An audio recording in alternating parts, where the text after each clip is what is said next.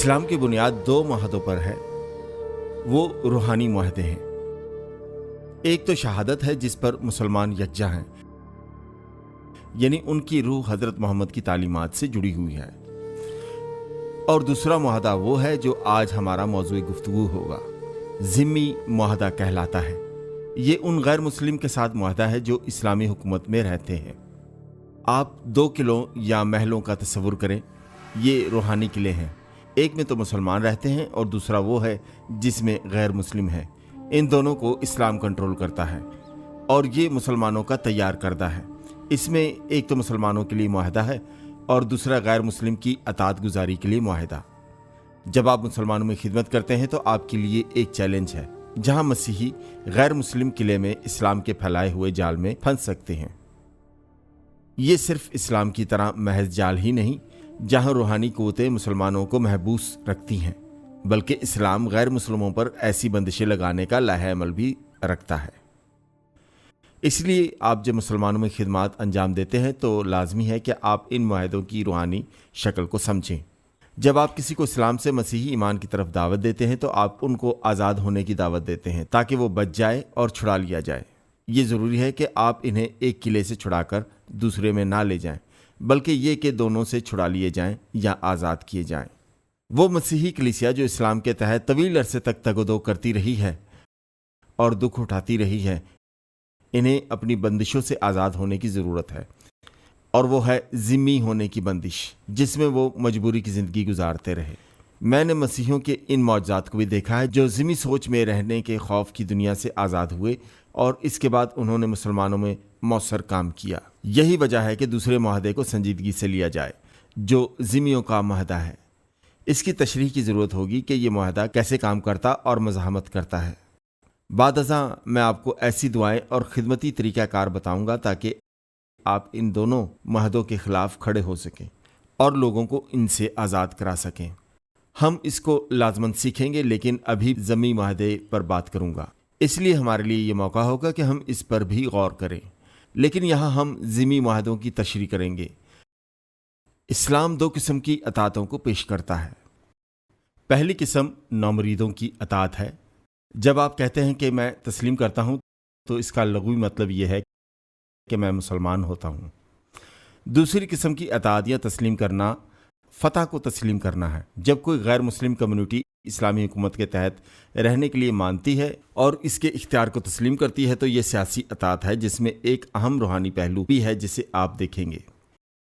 اسلامی علم الہیات کے دعوے کے متعلق انتباہ یہ دعویٰ کرتے ہیں کہ یہ اصل مذہب ہے، یعنی پہلا مذہب، اور مسیحی اور یہودی اہل کتاب ہونے کی صورت میں گمراہ مسلمان ہیں جن کی کتابیں تحریف ہو گئی ہیں، اور وہ نہیں جو پہلے تھیں، اور حضرت محمد جو حقیقی رہنما اور آخری نبی ہیں اس لیے آئے تاکہ مسیحیوں اور یہودیوں کو اصلی مذہب میں لوٹائیں، یعنی اسلام میں۔ اسلام یہ تعلیم دیتا ہے کہ حقیقی مسیحی اور یہودی اسلام قبول کریں گے اور حضرت محمد کے پیچھے چلیں گے۔ جامعۃ الازہر میں تناوی روحانی رہنما نے کہا، 2 قسم کے یہودی ہیں، اچھے یہودی مسلمان ہو جاتے ہیں، یہی اسلامی نظریہ مسیحیوں کے لیے بھی ہے۔ جب وہ واقعی مخلص ہوں اور خدا سے محبت رکھتے ہوں تو اسلام کی پیروی کریں گے، اس لیے کہ اسی میں مذہب کی تکمیل ہوتی ہے۔ ایک اور بات یاد دلاتا چلوں کہ قرآن فرماتا ہے کہ مسلمان بہترین لوگ ہیں جن کا مقصد انسانیت کو ہدایت دینا ہے، اور اسلام کا مقصد اعلیٰ فوقیت حاصل کرنا ہے، یعنی دیگر مذاہب پر حکومت کرنا اور فتح پانا۔ یہ روحانی فتح نہیں بلکہ سیاسی اور فوجی فتح ہے۔ اب ہم سیاسی اور فوجی فتح کے تسلط کے متعلق دیکھیں گے۔ 2006 میں پوپ بینیڈکٹ نے ریجنسبرگ میں خطاب کیا اور شہنشاہ مینوئل دوم پیلوگس جو بازنطینی بادشاہ تھا کا حوالہ دیتے ہوئے محمد کے لیے کہا کہ اس نے اپنے ایمان کو پھیلانے کے لیے تلوار چلانے کا حکم دیا۔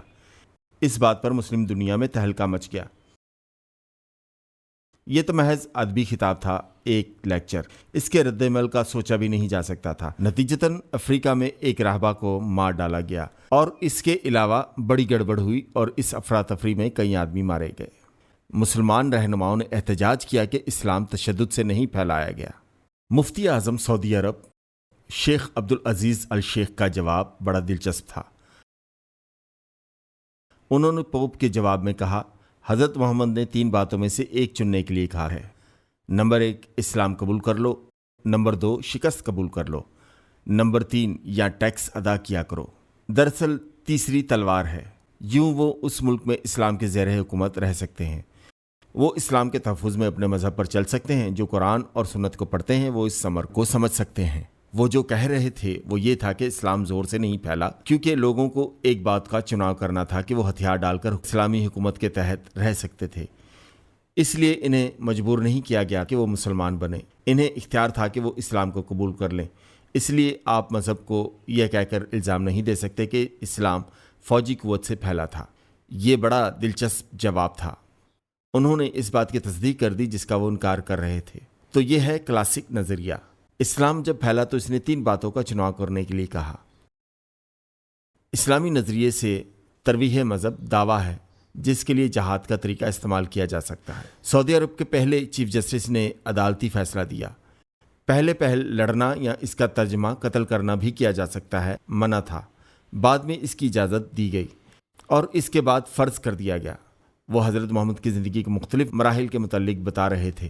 پہلے تو وہ تھے جو آپ کے خلاف جنگ کر رہے تھے، یہ مدافعاتی جنگ تھی، اور دوسرے ان کے خلاف جو اللہ کے علاوہ کسی کی پرستش کرتے تھے۔ انہوں نے کہا کہ آخری بات یہ تھی کہ مسلمانوں پر فرض ہے کہ ان کے خلاف جنگ کریں جو اسلام کو نہیں مانتے، یعنی وہ جو اللہ کے علاوہ کسی اور کی عبادت کرتے ہیں۔ تو یہ اسلامی طریقہ گفتگو غیر مسلم کے لیے ہے جو اسلام کی وحدانیت کو مسترد کرتے ہیں۔ تو یہ تھے وہ شیخ جو مکہ کی مبارک مسجد کے شیخ تھے اور سعودی عرب کے چیف جسٹس تھے۔ اب سوال یہ پیدا ہوتا ہے کہ غیر مسلم جو اسلامی ملک میں رہتے ہیں ان کا کیا بنے گا؟ ان کا کام اور حالت کیسے متعین ہوگی؟ ان کے وجود کا کیا بنے گا؟ شرعی حالت میں مسیحی کیسے رہ سکتے ہیں؟ ایسا کیوں ہے؟ یہ شرعی قانون سسٹم میں کیسے آیا؟ میں ایک شہر کے متعلق بیان کروں گا جو خیبر کہلاتا ہے۔ یہ عرب کا نخلستان تھا۔ کچھ سال پہلے جب حزب اللہ اسرائیل پر راکٹ برسا رہا تھا، ان میں چند راکٹ کا نام خیبر تھا۔ دراصل حزب اللہ یہ کہہ رہا تھا، تمہیں خیبر یاد ہے؟ ہم راکٹ کا یہی نام رکھ رہے ہیں۔ کچھ سال پہلے امروزی، جس نے بالی میں کتنے لوگوں کو مار ڈالا، جب انڈونیشیا میں اس کا مقدمہ چلا تو اس نے بلند آواز سے عدالت کو بتایا، خیبر کو یاد کرو، محمد کی فوجیں تمہیں شکست دینے کے لیے آ رہی ہیں۔ دراصل یہودیوں، مسیحیوں، پارسیوں، سیبین اور ہندوؤں اور لاکھوں لوگوں کی قسمت اسلامی شریعہ نے لکھی، جس میں محمد کے یہودیوں سے سلوک کی کہانی ہے جب اس نے ان کے خیبر کو فتح کیا تھا۔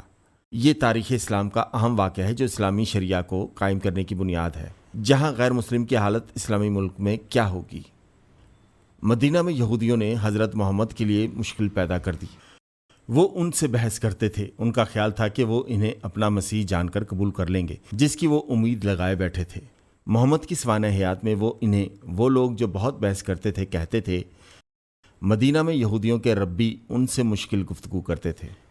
آخر میں وہ یہودی قبیلوں کو ایک ایک کر کے نکالنے لگے۔ وہ ان سے کہتے تھے اسلم تسلیم، اسلام قبول کر لو تو محفوظ رہو گے۔ مدینہ میں وہ جو آخری یہودی قبیلہ رہ گیا تھا وہ بنی قریظہ تھا، اس کا بھی صفایا کر دیا گیا۔ مدینہ کی مارکیٹ میں تقریباً 6 سے 9 افراد کے سر قلم کر دیے گئے، بچوں اور عورتوں کو غلام بنا لیا گیا۔ حضرت محمد نے انہی میں سے اپنے لیے ایک کنیز اور ایک بیوی کو چن لیا۔ اس کے بعد انہوں نے اپنا رخ خیبر کی طرف مبذول کیا جہاں کچھ یہودی بھاگ گئے تھے۔ یہ بڑا زرخیز نخلستان تھا جہاں زیادہ تر یہودی رہتے تھے۔ وہ پھلدار درخت لگانے اور ان کی دیکھ بھال کرنے کے ماہر تھے۔ خیبر پر حملہ کیا گیا اور وہاں کے لوگوں کو اسلام قبول کرنے کی دعوت دی گئی۔ اسلام قبول کر لو تو جنگ بند کر دی جائے گی۔ بہت سارے یہودیوں کو ان کی دشمنی کی وجہ سے یا تو غلام بنا لیا گیا یا قتل کر دیا گیا۔ بالآخر باقی ماندہ یہودیوں نے ہتھیار ڈال دیے۔ ان کو معاہدہ کرنے کی اجازت دی گئی، یعنی ذمی بننے کی یا ہتھیار ڈالنے کا معاہدہ، اور انہیں یہودی ایمان پر قائم رہنے کی اجازت دی گئی۔ تو اسلام میں پہلا موقع تھا کہ کسی کمیونٹی کو اسلامی حکومت میں سرکاری طور پر اپنا الگ مذہب رکھنے کی اجازت دی گئی۔ یوں وہ یہودیت پر عمل پیرا رہے۔ جو معاہدہ اس وقت کیا گیا وہ ذمی معاہدہ کہلاتا ہے۔ معاہدہ خیبر میں ایک شرط رکھی گئی اور وہ یہ تھی کہ اپنی پیداوار کا ایک بڑا حصہ مسلم کمیونٹی کو دینا ہوگا۔ یہ جزیہ تھا جو انہیں لگاتار ادا کرنا ہوگا۔ اسلامی شریعہ میں فتح خیبر نے ان اصول کا اجرا کیا کہ مسلمانوں کو غیر مسلم سے کیسا سلوک روا رکھنا چاہیے۔ حملے کی صورت میں اور ہتھیار ڈالنے کی صورت میں اگر آپ اپنی جان اور مذہب کی امان چاہتے ہیں اور آپ ہتھیار ڈالنے کے معاہدے کو مان لیتے ہیں، یعنی ذمی معاہدے کو، تو اسلامی حکومت میں آپ کو اپنے ایمان اور مذہب پر قائم رہنے کی اجازت ہے۔ پہلا سیشن یہیں ختم ہوتا ہے۔